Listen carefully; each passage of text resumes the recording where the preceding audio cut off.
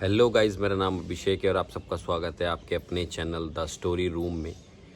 तो आज की जो कहानी है वो इंटरेस्टिंग है, साथ ही साथ बहुत ज़्यादा खौफनाक है। जिस बंदे की ये कहानी है, अगर उसने सही टाइम पे सही डिसीज़न ना लिया होता तो हो सकता था कि वो आज मर भी जाता, ना बच पाता, कुछ भी हो सकता था। लेकिन आप एक बात सोच के देखिए, आप किसी एक कॉलोनी में रह रहे हैं, एक घर में आप बहुत टाइम से रह रहे हैं और आपको पता चले कि जहां आप रह रहे हैं उस ही घर के सामने एक भूत, एक आत्मा भटक रही है काफ़ी टाइम से, लेकिन आपने उसे कभी नहीं देखा। जब आपको ऐसा पता चलेगा तो आपके पैरों के नीचे से ज़मीन निकल जाएगी। आपको लगेगा कि मैं इतने टाइम से यहाँ रह रहा हूँ, मुझे कैसे ये बात नहीं पता थी। और फिर आपको घर में निकलने से भी डर लगेगा और कुछ काम करने से भी डर लगेगा। इसी चीज़ के अराउंड ये पूरी कहानी है। तो ये जो हमारी कहानी है, इसको स्टार्ट करने से पहले अगर आपने वीडियो को लाइक शेयर सब्सक्राइब नहीं किया है तो वीडियो को लाइक शेयर सब्सक्राइब कर दीजिएगा और कमेंट करके मेरे को ज़रूर बताइएगा कि आपको ये कहानी कैसी लगी। तो चलिए करते हैं कहानी को स्टार्ट। ये जो कहानी है ये यूपी के रामपुर शहर के बारे में है। ये रामपुर शहर भी काफ़ी अच्छा खासा नामी शहर है यूपी का, और मेरे तो घर के पास ही पड़ता है, नेक्स्ट टू, बिकॉज़ मैं मुरादाबाद रहता हूँ और उससे अगला शहर जो पड़ता है वो रामपुर ही पड़ता है। तो ये कहानी रामपुर से आ रही है। रामपुर में एक लड़का था जिसका नाम था सुमित। ये कहानी सुमित की थी। तो सुमित जो है वो रामपुर से थोड़ा सा आउटस्कर्ट्स में रहता था, थोड़ा सा रामपुर से हटके। लेकिन उसका घर भी किसी हिल स्टेशन से कम नहीं था। उसका घर एक छोटी सी पहाड़ी पर ऊपर जाके था। वहाँ पे और भी लोगों के छोटे मोटे घर थे, लेकिन उसका घर सबसे ऊपर था। तो उसका घर किस तरीके से था, सबसे पहले एक चौड़ी रोड आती थी पक्की, उससे आप थोड़ा सा ऊपर को चढ़ेंगे तो एक गौशाला आपको दिखाई देगी। वो गौशाला सुमित की ही थी। उससे घूम के जब आप और ऊपर चढ़ेंगे तो आपको सुमित का घर मिलेगा। काफ़ी अच्छा, काफ़ी बड़ा घर बना हुआ था पुराने टाइम का। तो अगर मान लीजिए किसी को सुमित के घर जाना है तो उसको पहले पक्की सड़क पे जाना होगा।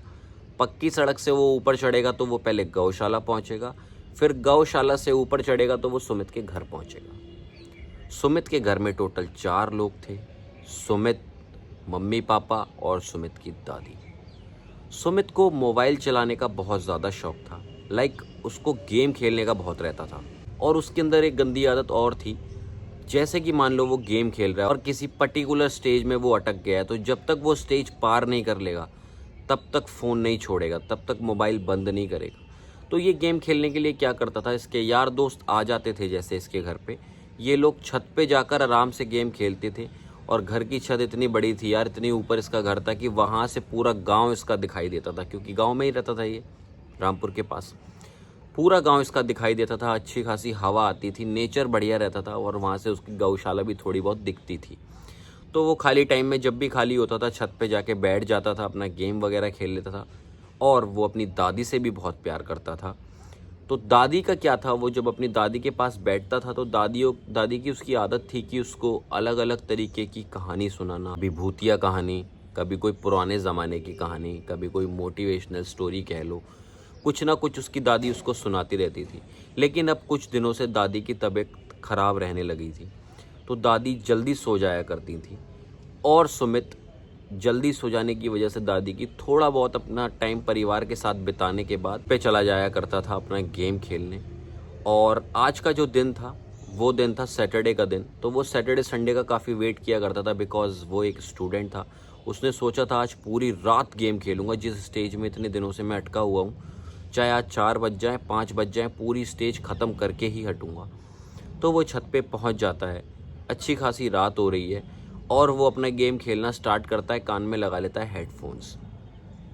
अब उसको 2-3 घंटे हो चुके हैं लेकिन वो स्टेज उसकी पार ही नहीं हो रही है और उसको बहुत ही तेज़ प्यास भी लगने लगती है। तो वो ये सोचता है क्यों ना मैं हेडफोन्स उतार के अपना एक बार पानी पी के आता हूँ, फिर दोबारा से कंटिन्यू करूँगा। तो जैसे ही वो है अपने हेडफोन्स उतार कर पानी पीने के लिए नीचे जा रहा होता है, तभी उसको बहुत तेज़ से गौशाला की साइड से किसी बच्चे की रोने की आवाज़ आती है, बहुत तेज़। वो आओ देखता है ना ताओ, क्योंकि वो अपनी गायों से बहुत प्यार करता था। उसको कुछ भी समझ नहीं आया और वो भागता हुआ कमरे का अपने पहले सबसे नीचे जाता है और घर का अपने गेट खोलता है। उसके घर का गेट बहुत बड़ा सा, सिक्योरिटी पर्पज़ के लिए गेट बड़ा भी रखना पड़ता है ना, जैसे हिल स्टेशन टाइप्स में रह रहे हैं यार, तो थोड़ा उसका भी ध्यान देना पड़ता है। तो काफ़ी बड़ा गेट था, उसने वो गेट खोला और खोल के वो नीचे की तरफ जाने लगा। जैसे जैसे वो उसके पास बढ़ रहा था अपनी गौशाला के, उसको ऐसा लग रहा था कि यार यहाँ से कुछ ऐसी आवाज़ तो नहीं आ रही है, लेकिन चल के चेक करता हूँ। उसके पास अपना फ़ोन था, अपने फ़ोन की फ्लैश लाइट उसने जला रखी थी और वो नीचे जा रहा था। वो गौशाला में पहुँच जाता है, वहाँ जाके देखता है कि सारी गायें तो आराम से सो रही हैं मस्त, और एक दो गाय ऐसी भी थीं जो उसे देख के, उसकी आवाज़ सुन के जग गई थी, लेकिन सारी गायें सही थीं। उसने एक एक गाय के पास जाके चेक किया कि किसी गाय को कोई परेशानी तो नहीं, लेकिन सारी गायें ठीक थीं, बिल्कुल कोई परेशानी नहीं थी। तो उसने सोचा कि यार वो आवाज़ कैसे आई। फिर उसने थोड़ा दिमाग लगाया कि देर से मैं गेम खेल रहा था हेडफोन्स लगा के, हो सकता है कि उसकी आवाज़ गेम की मेरे दिमाग में भर गई हो, जैसे ही मैंने हेडफोन्स हटाए हो तो मुझे अजीब सा ऐसा लगा हो, बट ऐसा कुछ ना हो। तो वो इसके बाद अपनी आराम से फ्लैश लाइट उसने फ़ोन की जला रखी थी, धीरे धीरे करके वो अपने घर की ओर बढ़ने की कोशिश करता है। इतने में वो देखता है एक बड़ी सी परछाई उसे दिखाई देती है, जैसे कि कोई उसके घर की तरफ बढ़ रहा हो। उसने ध्यान से देखा तो उसे लगा कि ये तो कमल सिंह है। अब ये कमल सिंह कौन है? कमल सिंह उसके पापा का एक दोस्त था जो कि हाइट में बहुत छोटा था, 4 साढ़े 4 फीट, लेकिन फाइट में बहुत ज़्यादा था। आए दिन उसकी शराब पीने की वजह से अपनी बहू से लड़ाई होती रहती थी कि आज उसकी बहू ने उसे खाना नहीं दिया, घर से निकाल दिया, या खुद खाना नहीं खाया, या घर से चली गई। तो सुमित के जो पापा थे वो उसके बहुत अच्छे दोस्त थे, और सुमित के पापा मोस्टली उसकी लड़ाई ख़त्म करवाते थे। तो वो इसीलिए आता था कि भाई साहब आज फिर से उसने मेरे साथ ऐसे कर दिया, चलो उसको समझाओ और ये लड़ाई शांत कराओ। तो ऐसे काफ़ी बारी होता था। जब उसने देखा तो वो कमल सिंह थे। उसने बोला, कमल सिंह आज कहाँ जा रहे हो? आज भी फिर से लड़ाई कर ली क्या? जब वो ऐसा बोलता है तो बोलते बोलते वो धीरे धीरे टॉर्च दिखाते हुए कमल सिंह की तरफ बढ़ रहा है। अब वो जैसे जैसे कमल सिंह की तरफ बढ़ रहा है, वो जो आदमी 4 साढ़े 4 फीट का होना चाहिए था, जैसे जैसे वो आगे बढ़ रहा था, वो आदमी की हाइट बढ़ती चली जा रही थी, बढ़ती चली जा रही थी, और वो बढ़ते बढ़ते बढ़ते बढ़ते सुमित से भी ज़्यादा हो गई थी।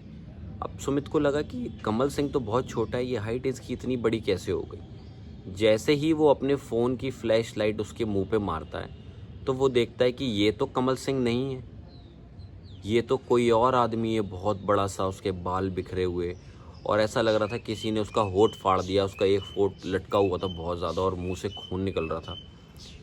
उसे देख के सुमित की हालत ख़राब हो जाती है। सुमित को समझ नहीं आता कि वो क्या करे। वो आओ देखता है ना ताओ, और इतनी तेज़ स्पीड में अपने घर की साइड भागने लग जाता है जिसका कोई कहने नहीं। वो बिना देखे पीछे भागता रहता है, भागता रहता है, भागता रहता है। जैसे तैसे करके भाग के घर के अंदर घुसता है और बड़ा सा गेट जो होता है वो एकदम से बंद करता है। उसको ऐसा भी फील हो रहा था कि वो जो चीज़ थी वो उसके पीछे भाग रही थी। और वो गेट बंद करने के बाद भागता हुआ अपने घर में ऊपर जाता है। छत पे जाके छुप के देखने लगता है कि क्या वो चीज़ उसको देख रही है या नहीं देख रही, या वो चीज़ कहाँ पे है। जब उसने ध्यान से देखा तो उसे पता चला कि वो चीज़ उसके कंपाउंड तक आ चुकी है घर के। तो वो जैसे ही उसको झांक के देख रहा होता है, एक हाथ पीछे से सुमित के पास आता है और यूं करके सुमित को खींचता है। सुमित को समझ नहीं आता कि ये क्या हुआ। सुमित सोचता है कि किसने मुझे पीछे खींचा। वो पीछे देखता है, बोलता है, कौन कौन कौन? तो उसके पापा बोलते हैं, चुपचाप पीछे आ जा। वो पीछे हो जाता है। उसके पापा बोलते हैं कि ये क्या बात है? तो वो कहता है, पापा मैंने नीचे कमल सिंह को देखा, लेकिन वो बहुत बड़ा हो गया था एकदम से। उसके पापा ने पूछा कि तू मुझे बस इतना बता कि तूने उससे बात की या नहीं की। पापा मैं बात करने तो वाला था। अरे सब छोड़, ये बता बात की हाँ या ना? नहीं पापा मैंने बात तो नहीं की। कहता है फिर ठीक है। उसके पापा की जान में जान आई ये सुन के कि उसने बात नहीं की। फिर उसके पापा कहते हैं, अब बाहर की तरफ मत देखना, और कोई भी अगर तुझे आवाज़ लगाए तो आवाज़ मत सुनना किसी की भी। कहता है पापा ऐसा क्यों? लेकिन वो कहते हैं फालतू मत बात कर, चल नीचे मेरे साथ। हमेशा वो अपने कमरे में सोता था। उसके पापा ज़बरदस्ती उसे अपने कमरे में लेके गए, क्योंकि उसका अपना कमरा था, लेकिन तब भी उसके पापा उसे अपने कमरे में लेके गए। वो पापा के पास लेटा हुआ होता है। बाहर से आवाज़ आती है बच्चे की रोने की। फिर से वो सोचता है कि यार ये कौन रो रहा है, एक बारी मैं उठ के देख लूँ। उसके पापा बोलते हैं कि हर एक आवाज़ जवाब देने के लिए नहीं होती है, चुपचाप लेटे रहे। तो उसे बोला ना। कहता है कि पापा क्या बात है, मुझे बताओ प्लीज़ क्या बात है। अब मैं भी बड़ा हो गया हूँ, मुझे भी बात पता होनी चाहिए। तो उसके पापा बोलते हैं कि कुछ साल पहले एक बच्चा था जो बहुत प्यारा था। छोटा सा हमारे घर के रास्ते से उतर के रोड जो पड़ती है वहीं एक घर था, वहाँ वो रहता था। लेकिन उसके फैमिली के ही किसी मेंबर ने प्रॉपर्टी की वजह से उस बच्चे को मार दिया और मार के वहीं गाड़ दिया। जब से उस बच्चे को गाड़ा है उस दिन के बाद से वो लोगों को वहीं पे दिखाई देता है और रोज़ दिखता है वो। लेकिन जिस दिन उसे मारा गया था उस दिन वो लोगों को पुकारता है और जो भी उसकी बात सुन लेता है वो उसको वहीं चीर फाड़ के खा जाता है। पापा से बोलता है, पापा ये सारी बातें आप सबको कैसे पता? तो उसके पापा कहते हैं, बेटा एक बार की बात है, एक इंसान था जो कि उस घर के पास से निकल रहा था। उसने देखा कि एक बच्चा खड़ा हुआ है। उसे तो यही लगा कि एक नॉर्मल सा बच्चा है ये जो यहाँ पे खड़ा हुआ है। तो उसके पापा ने सोचा कि क्यों ना मैं बच्चे से पूछूं कि रात में यहाँ क्या कर रहा है। तो वो पूछ लेते हैं कि बेटा तुम यहाँ क्या कर रहे हो रात में। अब वो बच्चा तो बस ये चाहता था कि कोई उनसे बात करे और वो बच्चा उनको मार के चीर फाड़ के वहीं खा जाता है। अगले दिन पता चलता है कि उनकी लाश वहाँ पे मिली। तो बेटा यही बात है और तू ज़्यादा इस चक्कर में मत पर, आराम से सो जा। पूरी रात कितनी भी आवाज़ आए तुझे आवाज़ का कोई रिस्पॉन्स नहीं देना है। वैसा ही हुआ। पूरी रात बाहर से बच्चे के रोने की आवाज़ आती रही और उस रात उन लोगों को नींद भी थोड़ी कच्ची आई। ऐसे तैसे करके पूरी रात कटी और रात कटने के बाद सुबह जब वो लोग उठते हैं तो देखते हैं वहाँ से भागता हुआ एक इंसान नीचे की तरफ से उनके घर आ रहा है और उसके पापा से आके बोलता है कि भैया भैया आपको पता है क्या वो जो चौधरी का लड़का था?